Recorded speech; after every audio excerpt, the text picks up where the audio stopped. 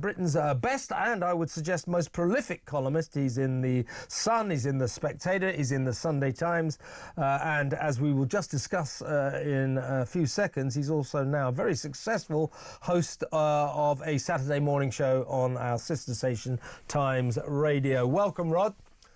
Hiya, how you doing, Kev? I'm all right, mate. It always takes me about 20 minutes to get through all of your bloody jobs, doesn't it? Just don't do it. Just don't do it. We've got this scrote from Middlesbrough on. Yeah. That'll do. All right, next week, that's a deal. But in your role as a successful host on Times Radio, you interviewed one of the better guys at the Beeb, I think, the chairman, Dr. Samir Shah. But he did not emerge from this encounter, I think, with flying colours. The story you wanted to nail him on, quite rightly, is why the hell is it that our state broadcaster that we pay for refuses to treat Hamas, that bunch of toe rags in Gaza, for what they are, which is terrorists. They are an official prescribed terrorist organisation, prescribed by this government, but the BBC won't go along with it. Let's remind ourselves of your interview with Samir Shah. Do you consider Hamas to be a terrorist group? I'll have to answer that in terms of the way we currently view it. What do you think they are? Do you think they're a convocation of happy little squirrels? I don't think that. I don't think that. But I'm here as a chairman of the BBC. I know you are, but I'm you're not also here as as Samir Shah. You exist as an individual entity.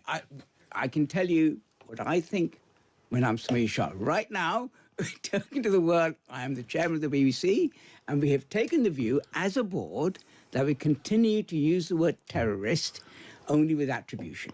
That's the position we take. I think. Although I think you think they're terrorists, Samir, but I will leave you with your beautiful corporate answer. I also think that Samir privately is aware that he's surrounded by lunatics at the BBC.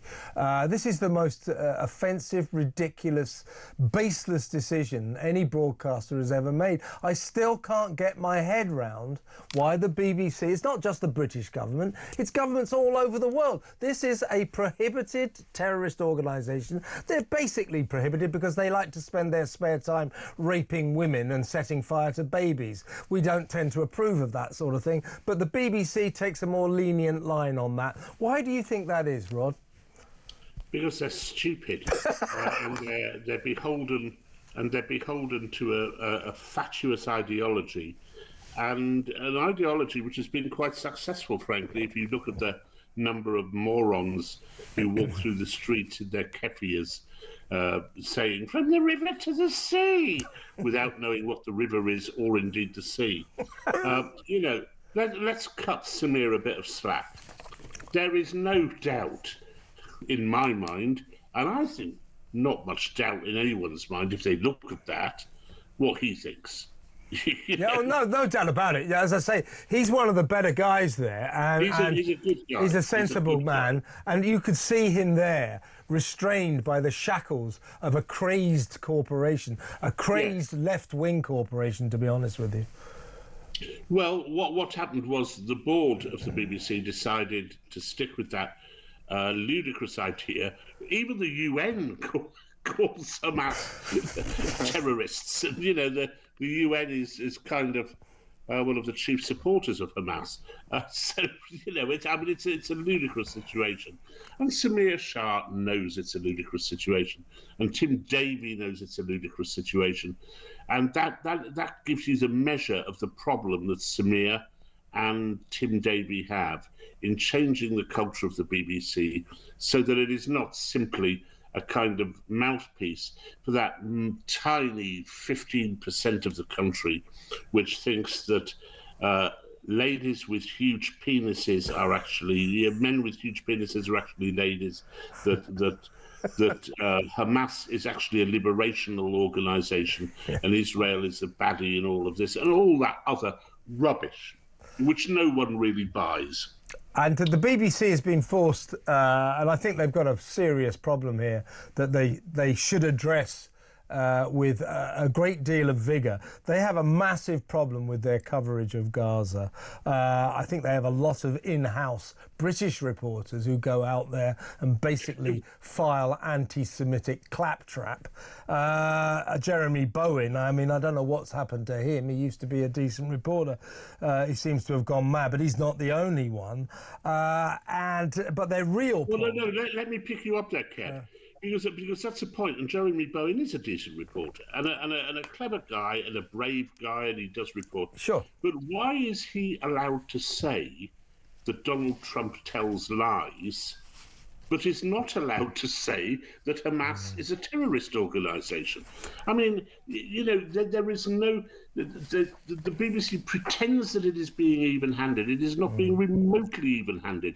And when you come to the Israel stuff, the real problem is that 15 to 20 years ago, the BBC decided that instead of sending... BBC Arabic, that's what we're talking about, isn't it? Well, it's coming to that. Okay. But the BBC decided worldwide, and it's a problem worldwide, that it wasn't enough to send white colonial fascist people like you or I, or indeed the BBC correspondents, out to report from Zimbabwe or India or Myanmar or indeed Israel. They had to be people from the local community. That was a betrayal of the BBC's job, which is to look at these disputes, conflicts and problems from a British perspective. So we didn't get any of that. It was a betrayal because half the time you can't understand what they're saying. And it was a triple betrayal with the BBC Arabic service, where we've got, you know, so many, 12, I think at least, members of the BBC Arabic service living in Palestine, just spewing out anti-Semitic hatred on a daily basis, and then turning up suddenly for your early evening news as an unbiased reporter from Ramallah or Hebron. Yeah, and one of them last week was revealed to have posted that all Jews should be killed in this dispute, and this time, unlike Hitler, when Hitler dealt with them, there won't be any Jewish people left. And this is a guy who's been reported for the BBC on screen 12 times. 12 times. 12 times. But he's only one, Rod. There's lots of people in BBC. There's loads of them. There's loads of them. And it's been going on all throughout the crisis. And I wrote about this back in November, a month after the Hamas's terrorist outrage took place against Israel, and suggested to the BBC that it would be better if they didn't employ Arabic service correspondents, because there are no correspondents from within Israel who are Israelis reporting their news. It's only Palestine. But the moron who leads BBC News, Deborah Turnis, just wrote an angry letter to The Spectator. Oh, did she? Yeah. What, weren't you very nice about the BBC? Well, she suggested I was a racist for saying that it would be better if BBC correspondents in various parts of the world were British rather than from the...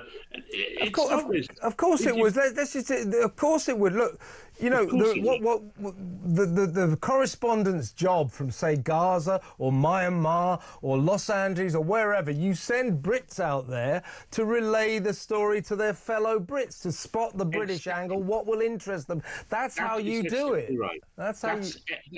That is exactly right. And the BBC has lost total focus on that because it's been caught up in this anti-colonialist rubbish, which had just started as I was still at the BBC, and I started hearing things about how they didn't really want white people reporting from India and Pakistan and Myanmar and so on.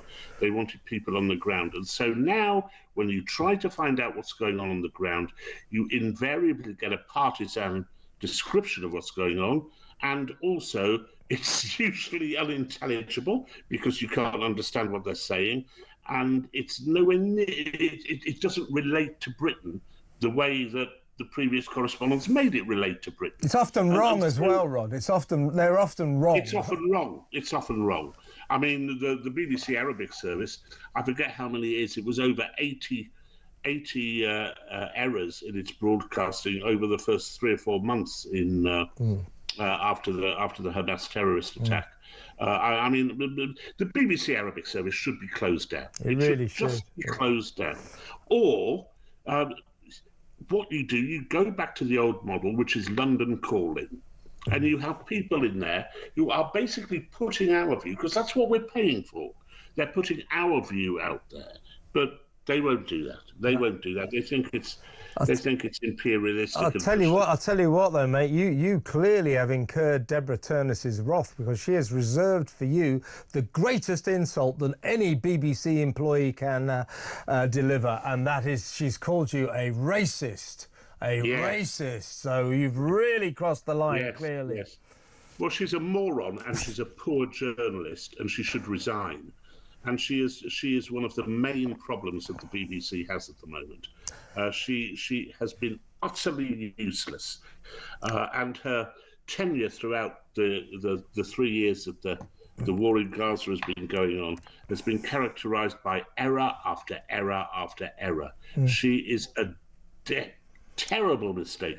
And I used to work for people who were head of news at the BBC, and some of them were really good, and some of them were not that good.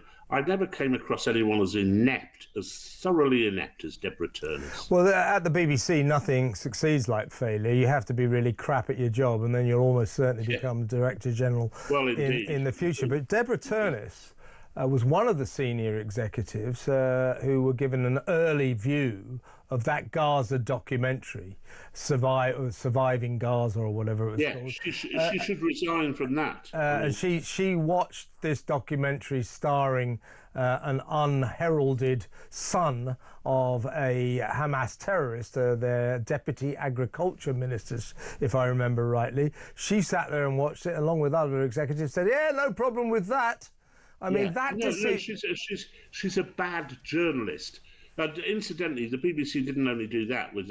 Once it's commissioned Hamas to make a documentary. That's basically what they did. Yes. They commissioned Hamas to make a documentary. What they did after that was even worse. They commissioned Louis Theroux. You know, and then you saw Louis Theroux like a kind of octogenarian Adrian Mole.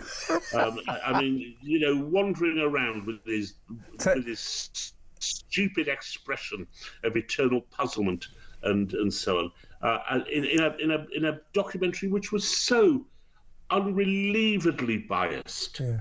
It was even worse than the one done by Hamas.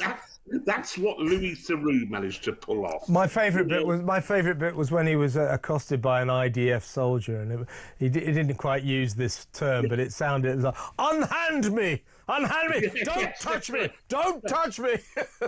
And the absolute child of a man. I went to the very same place 10 or 12 years ago to make a documentary. You film outside an Israeli checkpoint, they're going to move you on. Of course they are. You moron, you abject. Sorry, I want to replay the scene where Al Pacino tells Kevin Spacey what he is in Glengarry Glen Ross. Oh, yeah. You moron, you idiot, you half-wit. And that's what he was. You know, that's what he was. But that sums up the BBC's coverage of the Middle East, and Louis Theroux was merely sent there to sort of augment, give the documentary version of what we've been getting night after night in terms of pretend journalism. I'll tell you what, but very quickly, because we're going to move on in a second, but you know, the BBC don't seem to realise this is a massive issue. Night after night, you are letting people lie about Gaza on the state broadcaster, on the BBC. And Tim Davie, Deborah Turness, they don't seem to have any sort of sense of urgency about the fact that the population of this country are absolutely fully aware that the BBC's coverage of the Gaza conflict is hideously biased, hideously anti-Israel, and arguably anti-Semitic. Oh, well, I have a problem there, Kev, because I think the British public doesn't necessarily think that.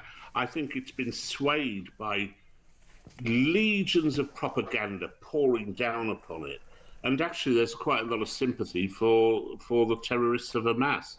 And I think the BBC is directly to blame for that, you know? Yeah. I wish it were the case that the whole country was in revolt. Yeah, you're right. You're right about that. I live in North London, and you know, well, there you are. I talk to my neighbours. I know what you mean.